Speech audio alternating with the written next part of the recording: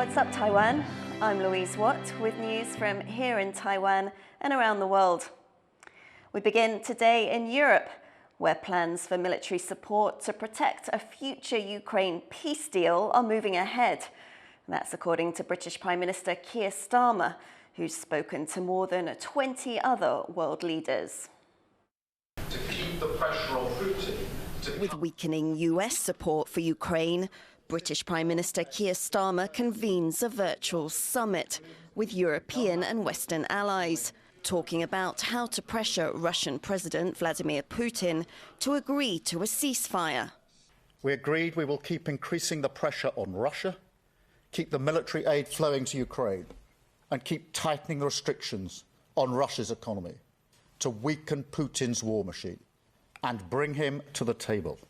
Starmer accuses Putin of dragging his feet over a 30-day ceasefire plan proposed by the US, which Ukraine has already signed up to. Putin says he agrees with the idea, but that it needs work. Для эффективной реализации призыва президента США необходим соответствующий приказ военно-политического руководства Украины своим воинским подразделениям сложить оружие и сдаться в плен. The concern for Europe and Ukraine is how to make any future peace deals stick. Thank you so much, Keir. Peace will be more reliable with the European contingents on the ground and the American side as a backstop. But the US did not attend the virtual summit, and President Donald Trump has not agreed to provide the kind of security backstop Ukraine and its European partners want. Now Europe is having to step up their support. After the virtual call, Starmer says planning for a peacekeeping force is now in an operational phase. Next up, Britain will host a meeting of allies' militaries on how to guarantee Ukraine's future security. That's a clear show of support for Ukraine. But as the war-weary country loses gains to Russia, it's hoping Europe's intensified support doesn't turn out to be just talk. Klein Wong and Louise for TaiwanPlus. In Taiwan, President Lai Ching-te is unveiling plans to strengthen the country against threats from China, a move that could have harsh consequences for Taiwan's farmers and tourism industry if Beijing decides to retaliate. Leslie Liao reports. Strong words from a president for a neighboring country. 这样的中国已是我国反渗透法所定义的境外敌对势力。 President Lai Ching-te last week unveiled plans to strengthen Taiwan in light of threats from the country's neighbor, China. China claims Taiwan as part of its sovereign territory and has been ramping up efforts to infiltrate the country. But with Lai's new measures, which include plans to restore a military court system in Taiwan and counter Chinese espionage among military ranks, it's not a question of how China will react, but when.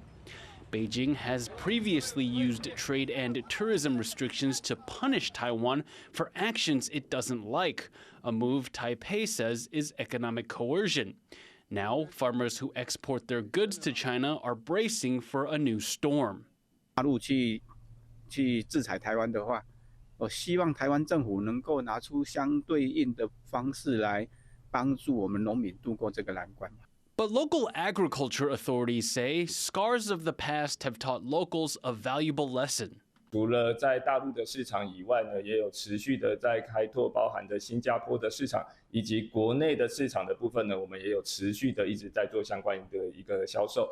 While farmers may be better prepared to deal with impending sanctions from Beijing, the tourism industry is not so optimistic. Tourism operators have eagerly awaited COVID-era travel bans between Taiwan and China to lift. 台湾的旅行社赴大陆旅行的禁团令要解除，可能会更加的困难，进而在大陆旅客来台开放上面，也应该是困难重重。所以呢，我们对这样的情况呢感到的十分的忧心。With tensions high and uncertainty looming, Taiwan's industries are bracing for impact, knowing that when Beijing responds, it won't be just farmers and tourism operators feeling the strain. Eason Chen and Leslie Liao for TaiwanPlus. President Lai Ching-te has pledged $1.5 billion in funding for disability programs. Taiwan's president highlighted the plan at an event to mark World Down Syndrome Day on March the 21st. The funds aim to boost government care programs for people with disabilities. The investments to Taiwan's care system began in 2024 and will take 4 years. It's been 3 decades since Taiwan democratized. It now sees massive social movements and political demonstrations. Most recently, the Bluebird movement emerged to protest several bills that included increasing lawmakers' powers. It was Taiwan's biggest protest since the 2014 Sunflower Movement, when hundreds of thousands of protesters occupied the legislature. To discuss social movements and activism in Taiwan, Rick Glauert sat down with author of Taipei at Daybreak, Brian Hioe. What does the book express? Could you just tell us a little bit about the story? What could we expect? Yeah, absolutely. So it is a coming-of-age novel in some form, or maybe that's how I just package it as. But then it focuses on participation in social movements from a very young age. Occupy Wall Street in New York, the post-Fukushima anti-nuclear movement in Japan, and then the Sunflower Movement. And so these series of social movements in the early 2010s, and what it was like to be a young person, as a young Asian American participating in those movements and being caught between different identities and navigating that, but also this kind of feeling of useful rebellion and trying to find oneself in the midst of these large-scale protest movements that are often very tumultuous and chaotic. You spent time at the Bluebird protests, and obviously there was a lot of comparison between them and the Sunflower Movement. What were the differences you noticed? It was a much younger movement in the sense that there are younger people that had not participated in the Sunflower Movement. But then in the backstage, it's all the same people, and the organizers are about the same. But the attempt was to make it the almost inverse of the Sunflower Movement, not an intense occupation of a legislature that is this act of storming and occupying a building for 23 days, and that occupation consumes so much resources and energy and creates so much burnout, but having a protest that people go to after work and they can go back home by 12 a.m. usually. So an attempt to preserve the energy of the movement for a later date, rather than kind of expend it all within this month-long period of time. And so I think it's actually, in ways, reacting to this history. It's an echo of the Sunflower Movement, but attempting to do a different thing, which is also interesting because many of the people involved are, in fact, the same people. Given that Taiwan still has these large-scale political movements and these big demonstrations, is there a political reality in Taiwan that just remains unchanged? I think what's interesting is that a lot has actually remained the same. And so we're seeing a recurrence of ideas that came up 10 years ago and were rejected, such as the Cross-Strait Services Trade Agreement. When that was introduced as an idea in the last election cycle, it was quite strange to me that the KMT was still talking about this after seeing such a massive protest a decade earlier, or that they would push through bills as they are doing currently, because you look at 10 years ago and that provoked the public in such an extreme way. And so the more things change, the more they stay the same, and so I would say. The book explores, the main character in the book storms Taiwan's executive yuan as part of the protest, which was your own personal experience as well. And in the book, it talks about the motivations or the decision-making to join this. If you remember back to that time when you chose to be part of that movement and to do that, what some would call drastic action, do you think the change that you wanted to see then has occurred in Taiwan? I think so. And I think the thing that people forget is that the verdict on the movement changed very much over time. People forget that the movement was still denigrated in many ways until after Taiwan, but even more recently in the current election cycle do people talk about so openly being former Sunflower activists.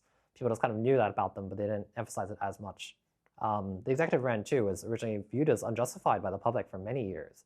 And it was only much later that that is viewed as an act of police violence. And I think people forget how long it actually took for that to occur, for that change in historical verdict on the movement or the various events in the movement to actually shift.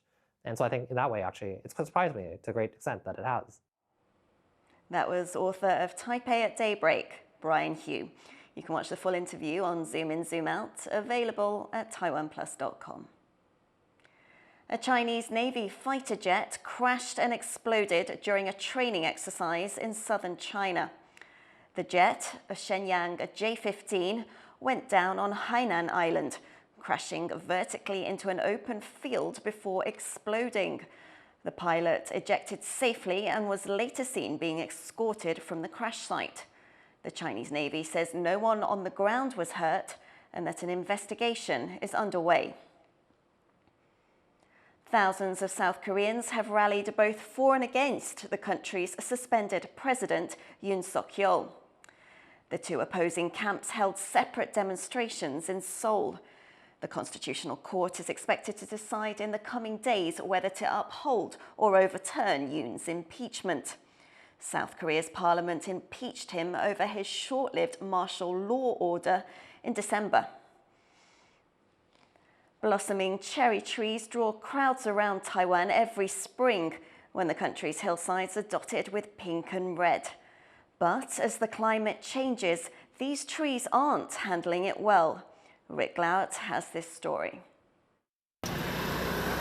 One of Taiwan's chilliest winters in years is coming to an end, and residents are flocking to the hills around the capital, Taipei, soaking up the sunshine and the first signs of spring, cherry blossoms. 就是走向大自然，这样看看大自然，放松心情。差不多是冬天玩，然后就是迎接春天的样子。台北最有名就是阳明山，应该是台北最漂亮的地方。 These cherry blossom watchers are part of a growing crowd in Taiwan. In this national park just outside the capital, Taipei, thousands of cherry blossom trees of different varieties flower every year between January and March, Taiwan's coldest months. It's one of a growing number of cherry blossom sites in the country, attracting hundreds of thousands of visitors every year. But not every cherry blossom forest is flowering as successfully as this one. Many of the trees in Taiwan were planted by the Japanese when they colonized Taiwan for the first half of the 20th century. But as these imports reach maturity, they are not doing well, unsuited to Taiwan's hotter and wetter weather. Tree doctor Zhang Fengchun has dedicated decades to nursing Taiwan's ailing cherry trees. 呼吸用的，这个呼吸空气可以进出的，所以樱花树很喜欢呼吸啊。 But she says climate change is only going to make her job harder. 面对我们现在气候变迁的情况之下，就不是每一棵樱花树、每一种樱花树就可以适应台湾的气候风土，所以往往有时候为了种而种，最后不到1-2年就会整个枯死或者说烂掉。所以现在很多公园里面，我们看到很多樱花树，说实在话，普遍的生长不良。 In a bid to grow more healthy, beautiful trees, people here are turning to new local breeds better suited to Taiwan's climate. And one farmer, Zhang Zhoufu, has developed a hybrid of Japan and Taiwan varieties which thrives in warmer temperatures. He's even exported these plants to tropical Singapore.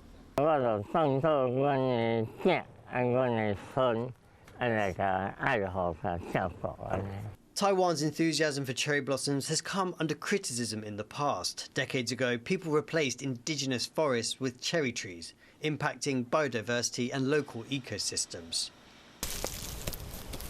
Tree Dr. Jan says cherry blossoms should be enjoyed alongside other natural wonders of the forest. 尊重树木本身树性的原则，你要种它，你就必须要了解它，要共生。 As the planet warms and climate changes rapidly, Taiwan's natural landscape, like much of the world, faces an uncertain future. But understanding these trees beyond their aesthetic value could help them flourish and allow future generations to bask in their beauty. Luffy Li, John Su, Peachy Zhuang and Rick Lauert for TaiwanPlus. There's flooding and rock slides in parts of northern Taiwan as stormy weather brings heavy rain to much of the country. A cold front is bearing down. 8 counties and cities have issued heavy rain alerts, with the worst of the rainfall in the north. If the wet weather persists, Taiwan's high mountains may see snow. Thank you for watching What's Up Taiwan. Finally, traditional Japanese art goes digital at this immersive display in Tokyo. I'm Louise Watt. Take care. Join us next time.